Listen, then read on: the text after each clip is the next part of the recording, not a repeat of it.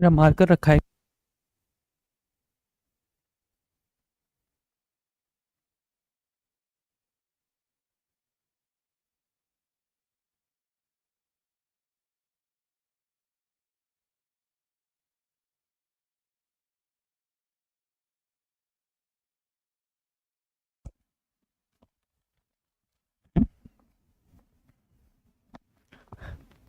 Good afternoon, everyone. Welcome back to official YouTube channels. This is your mentor Kartik Gupta. I hope so all of you are well and doing well. So in this session हम start करने जा रहे हैं UGC net दिसंबर 2025 English literature की classes. तो आज ये orientation session है, इसमें हम समझने वाले हैं कि कैसे कैसे आपको कवर अप करना है, कैसे क्या करना है। तो आइए हम स्टार्ट कर लेते हैं सेशन को। यदि हम सेशन को स्टार्ट करेंगे तो आपको बहुत कुछ सीखने को मिलेगा। नहीं, ठीक है, तो आइए समझते हैं। यहां पर यूजीसी नेट जेआरएफ दिसंबर 2025 की हम बात कर रहे हैं। जुनून JRF English literature and introduction पे हम बात करने वाले हैं आज। और ये एक ओरिएंटेशन क्लास है जिसमें आपको पता लगेगा कि कौन सी चीज आपको कैसे पढ़नी है, क्या करना है और कैसे समझना है। तो आइए स्टार्ट करते हैं। तो स्टार्ट करेंगे सबसे पहले यूजीसी नेट है क्या। यूजीसी नेट का जो एग्जाम है, इसके एग्जाम देने के बाद आपको जेआरएफ मिलता है, मतलब जूनियर रिसर्च फेलोशिप, ओके, जो कि अराउंड हर महीने 30 से 40 हजार के आसपास होता है। इसके बाद यदि हम बात करते हैं तो आप पीएचडी एंड रिसर्च के लिए आप एलिजिबल हो जाते हैं। और ये पीएचडी और जो रिसर्च है ये आपके लिए कोई आम बात नहीं है। यदि आप यूजीसी नेट के एग्जाम को क्रैक करते हैं, इसमें 3 क्राइटेरिया होते हैं। सबसे पहले जेआरएफ, ओके, जो सिलेक्टेड होते हैं उनका भी 1% होता है जो जेआरएफ होते हैं, ओके। इसके बाद यदि हम बात कर लेते हैं पीएचडी, पीएचडी के लिए भी आपके पास एक कैटेगरी पीएचडी के लिए भी है कि आप डायरेक्टली पीएचडी के लिए एलिजिबल हो सकते हैं। एक होता है यूजीसी नेट जो कि जेआरएफ के बाद होता है। तो यहां पर आपको ये फायदा हो जाता है कि आपको क्या होता है कि यदि आप यूजीसी नेट का एग्जाम क्लियर करते हैं तो आपके लिए एक रास्ते नए नए खुलना स्टार्ट हो जाते हैं। सर इसका पैटर्न क्या है, इसका पैटर्न क्या है, आइए समझते हैं। तो सबसे पहले व्हाट इज यूजीसी नेट। तो नेशनल एलिजिबिलिटी टेस्ट है for assistant professor, JRF conducted by NTA. ये एनटीए के द्वारा कंडक्ट किया जाता है, ओके। इसमें पेपर 1 और पेपर 2 होते हैं। पेपर 1 में भी 10 यूनिट्स होती है। कितनी यूनिट्स होती है? 10 यूनिट्स होती है। डिफरेंट सब्जेक्ट्स होते हैं, डिफरेंट सब्जेक्ट्स होते हैं। और पेपर 2 में भी 10 यूनिट्स होती हैं। कितनी यूनिट्स होती है सर? पेपर 2 में भी 10 यूनिट्स होती हैं। पेपर 2 में यदि हम बात करें तो ये teaching and research aptitude and 50 questions, mathematics है, रीजनिंग है, एबिलिटी है, आपकी सारी बहुत सारे 10 यूनिट्स होती हैं। यदि हम पेपर 2 की बात करें तो ये सब्जेक्ट इंग्लिश लिटरेचर के 100 क्वेश्चंस आते हैं। ईच क्वेश्चन 2 मार्क्स होता है, ईच क्वेश्चन 2 मार्क्स होता है, ओके। यदि हम बात करेंगे तो आज का जो हमारा फोकस है वो पेपर 2 पर है। आज हम जानेंगे कि बिफोर जून 2025 से पहले की स्ट्रेटेजी क्या होती थी, लेकिन अब एक जो रिवाइज स्ट्रेटेजी है वो क्या होनी चाहिए। जून 2025 में जो एनटीए ने अपना पैटर्न चेंज किया है क्वेश्चंस पूछने का, वो पैटर्न क्या चेंज हुआ, कहां से क्वेश्चंस पूछे जाने लगे हैं, क्या हमें किस तरह की तैयारी का एक नया रुख करना चाहिए, हमें कैसे पढ़ाई करना चाहिए। आइए हम एक एक चीज को जानेंगे, एक एक चीज को हम समझेंगे, ओके। चलते हैं यहां पर हम बात करेंगे। तो पेपर 2 में यदि हम बात करेंगे इंग्लिश लिटरेचर का ओवरव्यू लेते हैं तो टोटल क्वेश्चंस 100 होंगे। ऑल कंपलसरी क्वेश्चंस होंगे, ऑल कंपलसरी क्वेश्चंस यहां पर होंगे। इसके बाद यदि हम बात करेंगे टोटल मार्क्स जो हैं वो 200 होंगे। कितने मार्क्स होंगे सर? 200 टोटल मार्क्स होंगे। इसके बाद टाइम जो है नो नेगेटिव मार्किंग। अब तक कोई भी नेगेटिव मार्किंग नहीं है। कभी एनटीए ने चाहा तो नेगेटिव मार्किंग कर दी तो ज्यादा दिक्कत हो जाएगी। तो अभी तक कोई भी नेगेटिव मार्किंग नहीं है। आइए अब हम समझते हैं कि what ask in 10 units, okay. In these 10 units में क्या क्या पूछा जाता है, कौन कौन से एरिया को कवर किया जाता है, which area covered in this exam. तो हिस्ट्री ऑफ इंग्लिश लिटरेचर की, इंग्लिश लिटरेचर की हिस्ट्री क्या है, literary theory and criticism and movement, Indian writing in English, okay, and English in use, language and pedagogy भी यहां से पूछी जाती है, दैट्स कॉल्ड लिंग्विस्टिक, सिमेंटिक्स यहां से पूछा जाता है, फोनोलॉजी यहां से पूछी जाती है। तो ये सारी चीजें यहां से पूछी जाती हैं। तो आइए हम स्टार्ट कर लेते हैं, ओके। इसके बाद यदि हम बात करते हैं तो और क्या क्या पूछा जाता है, इसके बाद और क्या क्या पूछा जाता है आइए हम जानते हैं। यहां पर हम बात करेंगे तो पेपर 2, पेपर 2 में क्या पूछा जाएगा सर? पेपर 2 में आपका drama, unit 1 drama, okay. Unit 1 first होता है ड्रामा, ड्रामा पूछा जाएगा, ओके। सेकंड होता है पोएट्री, सेकंड क्या होती है? पोएट्री। सेकंड यूनिट है पोएट्री। आपकी पोएट्री कहां से? आपकी ग्रीक से लेकर, ग्रीक से लेकर मॉडर्न सोसाइटी तक, Australian poetry, American poetry, English poetry, Indian English poetry, ये सारी पोएट्री पूछी जाती है। ओके, एंड पोएट्स पूछे जाते हैं, फॉर्म्स पूछे जाते हैं, लिटरेरी मूवमेंट्स भी यहां पर पूछे जाते हैं। थर्ड यूनिट आती है fiction short stories, means novels वगैरह की बात करते हैं। नॉन फिक्शनल प्रोज पूछा जाता है यूनिट नंबर 4 में। यूनिट नंबर 5 की बात करते हैं तो language, history and theories and changes जो हुए हैं वो पूछे जाते हैं। अभी वेट करिए, बस हम इस पॉइंट पर आ रहे हैं कि क्या क्या पूछा जाता है। इस पॉइंट पर हम आने वाले हैं कि क्या क्या पूछा गया था जून 2025 में, एकदम परसेंटेज वाइज हम आपको बताने वाले हैं। इसके बाद unit number 6 English in India, history and development यहां पर बात की जाती है। यूनिट नंबर 7 कल्चरल स्टडीज की हम बात करते हैं। Unit number 8 literary criticism and theory की बात करते हैं। Unit number 9 research and methods and materials की बात करते हैं। Unit number 10 ELT stylistics, रिहेटिक and प्रोसडी पूछी जाती है यहां पर। ओके, तो आइए और समझते हैं चीजों को। अब हम बात करते हैं जून 2025 में टॉपिक वाइज यदि हम समरी देखेंगे तो ये जो समरी है ये जून 2025 में जो पेपर हुआ है, ये जून 2025 की एक एक क्वेश्चंस मैंने निकालकर यूनिट वाइज मैंने आपको तैयार किए हैं। यूनिट वाइज मैंने तैयार किए गए कि कहां कहां से क्वेश्चंस पूछे गए थे, क्योंकि जून 2025 में जो पैटर्न चेंज हुआ है इस पैटर्न को हमें समझना पड़ेगा।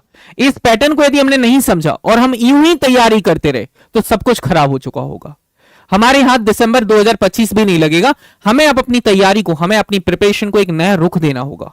We have to change the strategy, हमें चेंज करनी पड़ेगी स्ट्रेटेजी।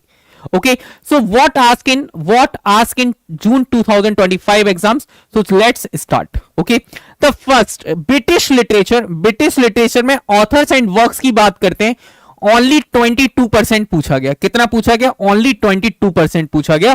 और जो पहले के एग्जाम्स में यदि हम बात करें, जिस एग्जाम में अभी रिसेंटली दिसंबर 2024 में मैंने क्वालिफाई किया था, तो उस एग्जाम में यहां पर वेटेज 30 to 35 के आसपास था। ओके, इसके बाद यदि हम बात करते हैं लिटरेरी थ्योरी एंड क्रिटिसिज्म पर, यदि हम बात करेंगे तो 20% के अराउंड पूछा गया था। कितने? लिटरेरी क्रिटिसिज्म आपको पता है एरिस्टोटल हैं, सैमुअल टेलर कॉलरेज हैं, इन सब ने, विलियम वर्ड्सवर्थ हैं, इनकी जितने भी, जॉन ड्राइडन है, इन्होंने जितना भी क्रिटिसिज्म लिखा है, इनके सारी क्रिटिसिज्म यहां से पूछे गए। ओके, तो वो क्रिटिसिज्म से कितना है सर? यूनिट नंबर ये 20%। तो इसका मतलब हम कह सकते हैं कि यदि हमने लिटरेरी थ्योरी एंड क्रिटिसिज्म को अच्छा कर लिया तो हम कह सकते हैं कि हमारे 20 क्वेश्चन सही हो जाएंगे। इसका मतलब हम 40 नंबर के दावेदारी हो जाएंगे।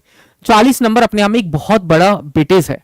यदि आपने यूनिट नंबर, आप कह सकते हैं 8 को आपने टारगेट कर लिया, जहां पर हम लिटरेरी क्रिटिसिज्म एंड थ्योरीज को पढ़ने वाले हैं।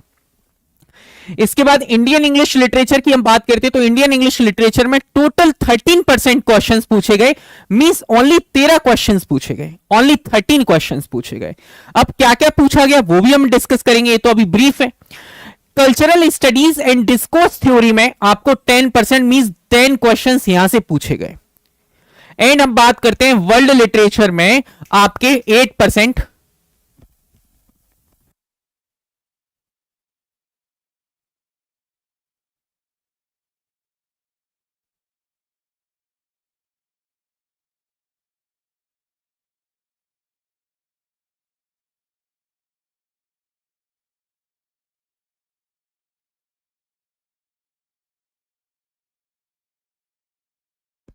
यदि हम बात करते हैं लैंग्वेज एंड लिंग्विस्टिक्स की बात करें तो language and linguistics and grammar, okay, तो ये 7% है। कितना है सर? 7% यहां से पूछा गया है।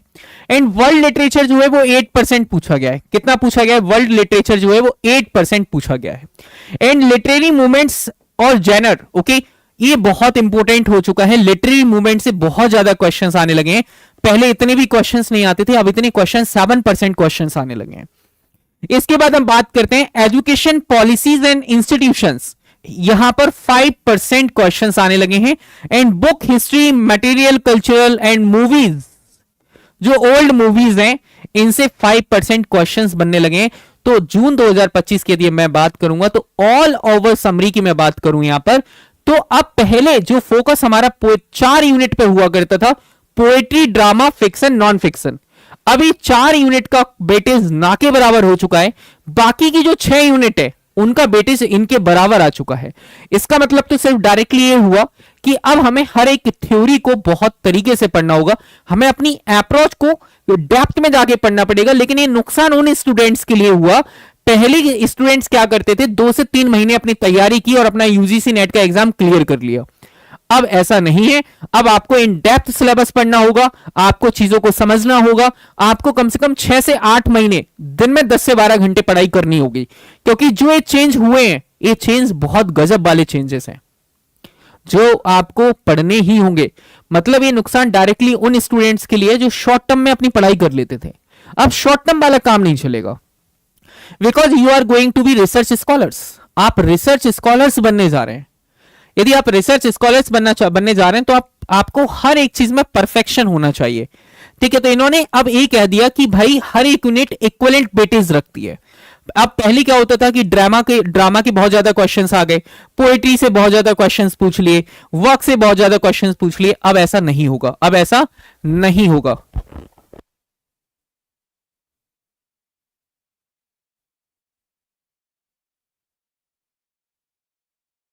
ठीक है,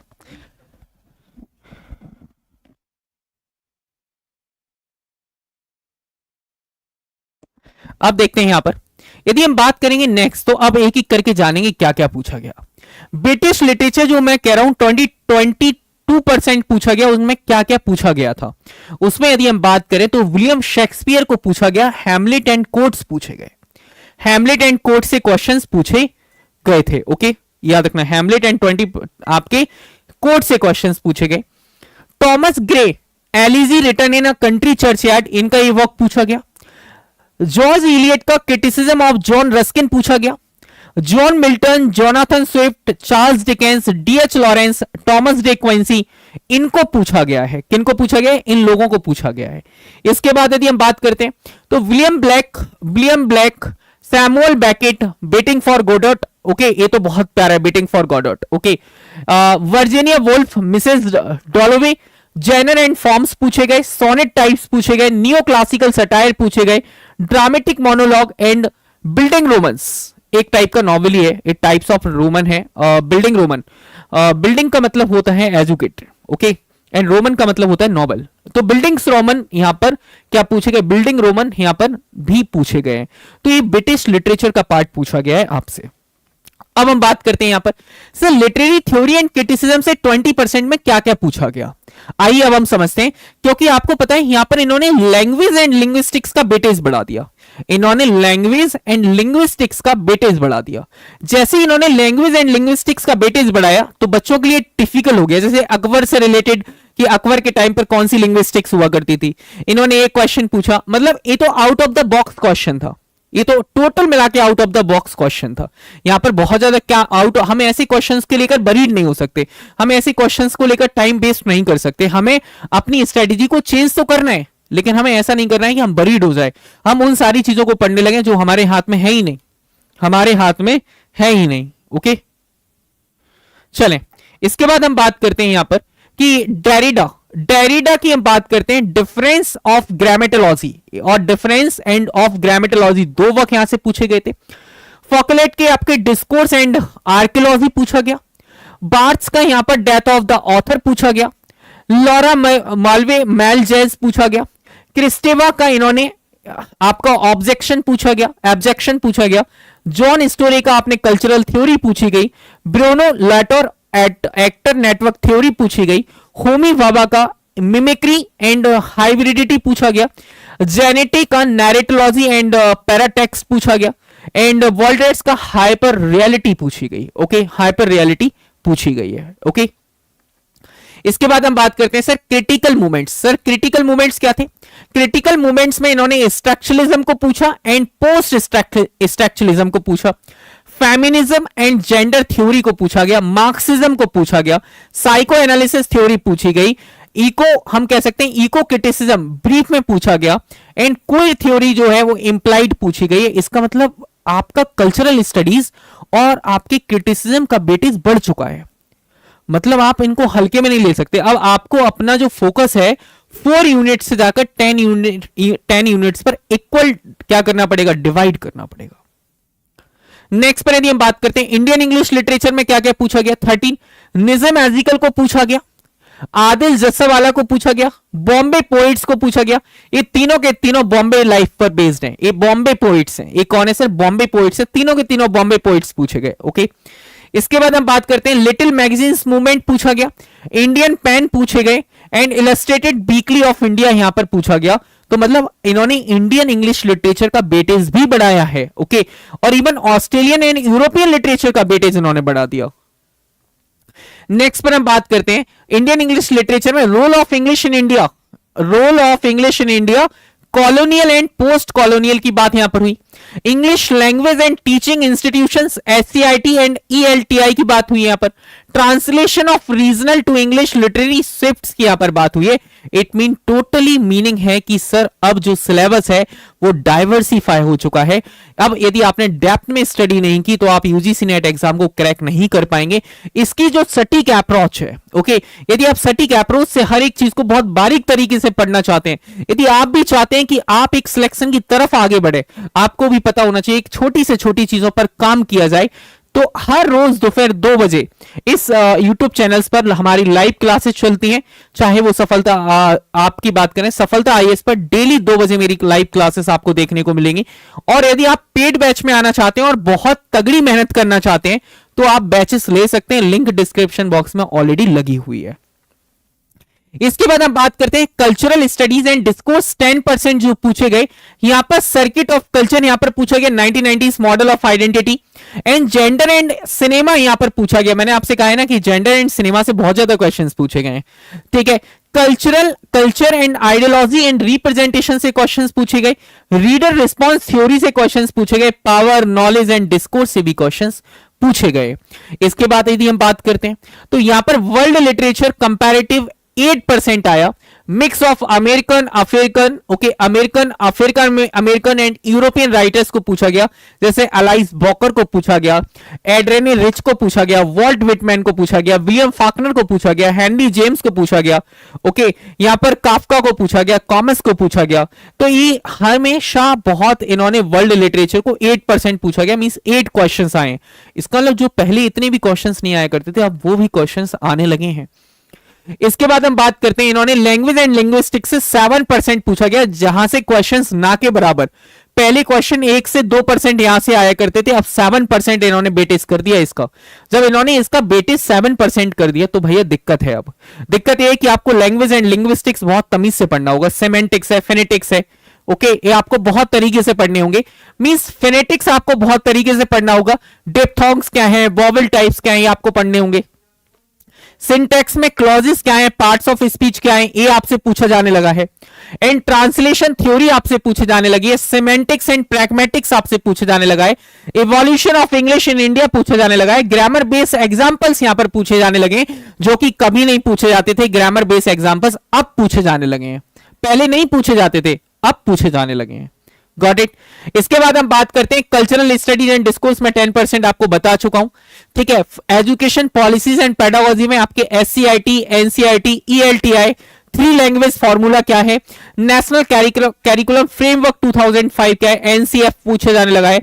NEP 2022, okay, classroom pedagogy and syllabus evolution यहां पर पूछा जाने लगा है, ठीक है। इसके बाद हम बात करेंगे ट्रांसलेशन एंड कंपैरेटिव लिटरेचर, 3% यहां पर आने लगा है। Bilingualism, Indo English translation challenges क्या है, role of English in education versus literature क्या है, early translators and post colonial meditation क्या है। अब इन सारी चीजों को यदि आपको डीपली पढ़ना है तो आज ही आप चैनल को कर लें सब्सक्राइब, क्योंकि यहां से बेहतर कहीं नहीं मिलने वाला, ओके। और आपकी लैंग्वेज में, आपकी अपनी लैंग्वेज में ना तो जुल्फें देखने का टाइम मिलेगा, सिर्फ कंटेंट के सिवा आपको कुछ नहीं मिलने वाला है। यहां सिर्फ कंटेंट मिलेगा। यदि आप पढ़ना चाहते हैं कि आप कंटेंट पढ़ना चाहते हैं और कंटेंट के साथ आप यदि एग्जाम को क्वालिफाई करना चाहते हैं तो आज ही सफलता आईएएस या फिर कार्तिक सर ऑफिशियल दोनों ही यूट्यूब चैनल को आपको सब्सक्राइब कर लीजिए, आपको दोनों जगह आपको हेल्प मिलती ही रहेगी, ओके। यदि हम बात आगे करते हैं, यहां पर लिटरेरी मूवमेंट्स एंड जेनर्स की बात करेंगे तो 7% है। तो यहां पर लिटरेरी मूवमेंट्स का जो वेटेज बढ़ाया है इन्होंने, पहले लिटरेरी मूवमेंट से एक दो क्वेश्चंस आया करते थे, लेकिन अब लिटरेरी मूवमेंट से भर भर के क्वेश्चंस आ रहे हैं, तो हमें लिटरेरी मूवमेंट्स पढ़ने होंगे, और हमें लिटरेरी मूवमेंट्स सारे पढ़ने होंगे। उस टाइम पर जो वर्क्स थे, वो जो लिखे थे, वो पढ़ने होंगे, राइटर्स को पढ़ना होगा, हमें जानना होगा। इसका मतलब हमें एक शॉर्ट स्टोरी से हम काम नहीं चला सकते, हमें इन डेप्थ जाकर पढ़ना पड़ेगा। जब तक हम इन डेप्थ में नहीं पढ़ेंगे, अब हमें सब्जेक्टिव ना होकर हमें ऑब्जेक्टिव होना पड़ेगा।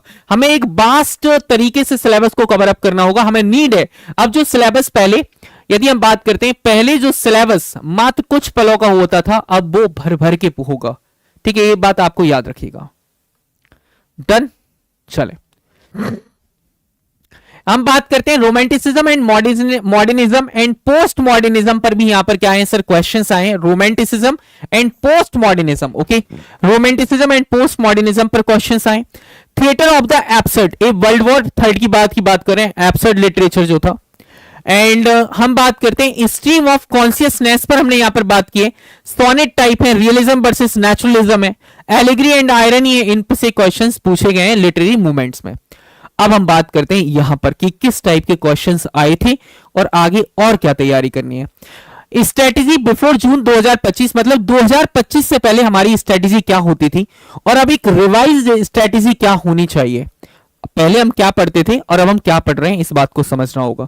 क्या हमें क्या क्या चेंजेस करने हैं। यदि हम बात करते हैं तो बिफोर जून 2025 जैसे इंडियन लिटरेचर आया करता था, ओके, दलित लिटरेचर आया करता था, लिटरेचर थ्योरी एंड क्रिटिसिज्म से क्वेश्चंस बनते थे, लिटरेचर टर्म्स एंड डिवाइसेस से क्वेश्चंस बनते थे, ऑस्ट्रेलियन, अफ्रीकन, कैनेडियन लिटरेचर आया करता था, कल्चरल स्टडीज आया करते थे। लेकिन इनका पैटर्न क्या था, क्वेश्चंस किस पैटर्न में पूछे जाते थे। तो क्रोनोलॉजी से क्वेश्चंस आया करते थे, मैचिंग से क्वेश्चंस आया करते थे, डायरेक्ट क्वेश्चंस आया करते थे, स्टेटमेंट बेस्ड क्वेश्चंस आया करते थे, और कोट्स बेस्ड क्वेश्चंस आया करते थे कि किसने क्या कोट कहां पर दिया है। और जनरली जो कोट रहते थे वो बहुत ज्यादा पूछे जाते थे। तो हमें कोट को भी पढ़ते हुए चलना है, कोट को समझते हुए चलना है, किसने कौन सा कोट कहा है, कब कहा है, ठीक है, किस चैप्टर में कहा है, किस प्लॉट में कहा है, किस कैरेक्टर ने कहा है, ये हमें सारी चीजों को जानना होगा। लेकिन यदि हम बात करते हैं, लेकिन अब जो जून 2025 में पैटर्न चेंज हुआ है, अब हमें क्या पढ़ना है। सबसे पहली बात है रिवाइज्ड गेम प्लान क्या है, इस चीज को आपको समझना होगा। यहां पर हम बात करें what should not be major focus, हमें किन सारी चीजों पर मेजर फोकस नहीं करना है। जैसे कि इस एग्जाम में कुछ नए नए राइटर्स को पूछा गया है। यदि आप जून 2025 का एग्जाम उठाकर देखेंगे तो नए नए राइटर्स आपके सामने आए। यदि जो नए नए राइटर्स आपके सामने आए उन्हें आपको अवॉइड कर रहा है, क्योंकि ना तो वो मुझे पता है, ना तो वो तुम्हें पता है, ना ही किसी अन्य टीचर को पता है। कौन सा राइटर कहां छुपा, हो सकता है कि आपके गांव का कोई राइटर हो जो तुम नहीं जानते हो लेकिन यूनिवर्सिटीज जानती हैं, वो क्वेश्चंस वहां से पूछ ले। May be it possible, it may be possible, ये पॉसिबल है, ओके। तो इसका मतलब क्या हो जाएगा, लेसर नॉन राइटर्स, मतलब ऐसे राइटर्स जो कम ही जाने जाते हैं, उनको आप पर ज्यादा फोकस नहीं करना है, वरना हम उनको लेकर बरीड हो जाएंगे। अरे सर ये क्वेश्चंस पूछा गया था, ये राइटर कभी नहीं पूछा गया, अब पूछ लिया गया, तो हो सकता है कि नेक्स्ट टाइम कुछ और कोई और पूछ लिया जाए जो तुम्हें ना पता हो। दूसरी बात, out of the box questions नहीं पूछना है, जैसे कि उनके बारे में बरीड नहीं होना है। जैसे अकबर को लेकर अभी क्वेश्चन आया, अकबर को लेकर एक क्वेश्चन आया, ये out of the box question था, हमें यहां पर ज्यादा दिमाग लगाने की जरूरत नहीं है, ज्यादा बरीड होने की जरूरत नहीं है, ओके। क्रोनोलॉजी की बात करते हैं, क्रोनोलॉजी क्वेश्चंस ऑन टाइम्स की बात करेंगे, तो क्रोनोलॉजी बेस्ड जो क्वेश्चंस आते हैं टाइम्स को लेकर, उन पे ज्यादा बरीड नहीं होना है, आपको नॉर्मल पढ़ना है। अब आपका फोकस किन सारी चीजों पे करना है, आइए वो समझते हैं। आपको फोकस करना होगा लिटरेरी थ्योरीज पर, कॉन्सेप्चुअल अंडरस्टैंडिंग आपके पास होनी चाहिए। पहले तो ये होता था कि आपने ऊपर बेस सतह पढ़ लिया, एकदम फ्लोर पर आपने चीजों को जान लिया, डेप्थ कभी जाने की जरूरत नहीं पड़ी। लेकिन अब जाने की जरूरत पड़ेगी मेरे लाडलो, ठीक है, मेरे रिसर्च स्कॉलर्स, आप याद रखिए कि आपको जाने की जरूरत पड़ेगी, आपको डेप्थ में ही चीजों को पढ़ना होगा। दूसरी बात यह है लिटरेरी क्रिटिसिज्म आपको पढ़ना होगा, कॉन्सेप्चुअल अंडरस्टैंडिंग आपको पढ़नी होगी, ओके। इसके बाद हम बात करते हैं रिसर्च इन डेप्थ नॉलेज आपको देखनी पड़ेगी। जो रिसर्च नाम का जो टॉपिक यूनिट है उसको आपको डेप्थ में जाना पड़ेगा, चाहे वो पेपर 1 को लेकर हो, चाहे वो पेपर 2 को लेकर हो, ओके। इसके बाद हम बात करते हैं लैंग्वेज एंड लिंग्विस्टिक्स से बहुत सारे क्वेश्चंस पूछे गए टर्म्स को लेकर, तो आपको यहां पर टर्म्स पढ़ने पड़ेंगे, okay. Cultural studies, concept and factual, आपको डेटा दोनों ही पढ़ना पड़ेगा। इन प्रीवियस स्ट्रेटेजी जो है वो तो आपको फॉलो करनी है। नई स्ट्रेटेजी में आपको unit number 6, unit number 7, unit number 8, unit number 9, unit number 10 को भी फोकस में लाना है, क्योंकि हो सकता है कि पूरा पेपर इन्हीं से बनकर आ जाए। हो सकता है ड्रामा पोएट्री से ना के बराबर क्वेश्चंस पूछें, क्योंकि पेपर एग्जामिनर को भी पता है कि आप क्या पढ़ रहे हैं। ओके, तो ये पूरा का पूरा आज का जो था ये ओरिएंटेशन सेशन था। कल दोपहर में 2 बजे से हम स्टार्ट करने वाले हैं लिटरेचर की क्लासेस। यदि आप भी जोड़ेंगे तो आपको बहुत फायदा मिलने वाला है और आप मजे से पढ़ने वाले हैं। तो यदि हम बात करें यूजीसी नेट जेआरएफ पेपर 2 की पूरी टीम हमारे पास आ चुकी है, तो ये पूरी की पूरी टीम का आप जुड़े रहिए, सेशन से बने रहिए। और यदि आप पेपर 2 इंग्लिश लिटरेचर को डेप्थ में पढ़ना चाहते हैं और आप अपनी लैंग्वेज में पढ़ना चाहते हैं, बाइलिंगुअल पढ़ना चाहते हैं, आप चाहते हैं कि क्लास नोट्स आपको प्रॉपर मिले, कंटेंट आपको प्रॉपर मिले, और आप चाहते हैं कि आपको एमपी असिस्टेंट प्रोफेसर के लिए वापस ना पढ़ना पड़े या आपको एमपी सेट के लिए वापस ना पढ़ना पड़े, तो आज ही आप सफलता आईएएस एप्लीकेशन को डाउनलोड करें और आज ही जाकर आप इंग्लिश लिटरेचर के बैच में एनरोल कर सकते हैं। वैलिडिटी 15 महीने है, मतलब आप जून 2026 तक आप जा सकते हैं। दूसरी बात, आप 6499 रुपए आज इसकी प्राइस है, आप इसको बाय कर सकते हैं और आप एप्लीकेशन को भी डाउनलोड कर सकते हैं। लिंक डिस्क्रिप्शन बॉक्स में ऑलरेडी दी गई है। ठीक है, so thank you so much. बाकी आपसे मुलाकात करेंगे नेक्स्ट सेशन में। यदि आपका कोई भी कंसर्न है, यदि आपका कोई भी जो पॉइंट है जो आप पूछना चाहते हैं, आप कमेंट बॉक्स में ड्रॉप कर सकते हैं। आपके हर एक कमेंट हमारे लिए बहुत वैल्यूएबल होता है, उस कमेंट्स को जरूर आप करें। आपका फीडबैक हमारे लिए बहुत वैल्यूएबल है, वो फीडबैक भी आप हमारे साथ शेयर करें और बने रहें आप हमारे साथ। एंड कल से दोपहर 2 बजे जुड़ना ना भूलिएगा। कल से दोपहर 2 बजे हम एक बहुत प्यारा सा सेशन आपके लिए लेकर आ रहे हैं इंग्लिश लिटरेचर पर, जहां पर हम एमसीक्यूज भी कवर अप करेंगे, हम अपना सिलेबस भी कवर अप करेंगे, थ्योरीज भी कवर अप होगी। Everything will be covered in this batch. Okay, MCQs, topic wise test, concept wise test. Okay, यहाँ पर डाउट सेशंस, आपके पीडीएफ नोट्स, आपके क्लास नोट्स, आपके हैंड रिटन्स, आपको सब कुछ मिलने वाला है। यदि जब सब कुछ मिलने वाला है तो तैयार हो जाइए कल दोपहर 2 बजे से। और डेमो क्लास कल आपको लाइव मिलेगी, तो कल से हम डेमो क्लास के साथ आपके साथ रूबरू होने वाले हैं। So thank you so much. हंसते रहिए, मुस्कुराते रहिए, खुश रहिए। Thank you so much. MP वालों प्यार बनाए रखो, एमपी वालों प्यार बनाए रखो, क्योंकि इस प्यार के भरोसे ही हम आपके साथ हैं। Thank you, bye bye, take care.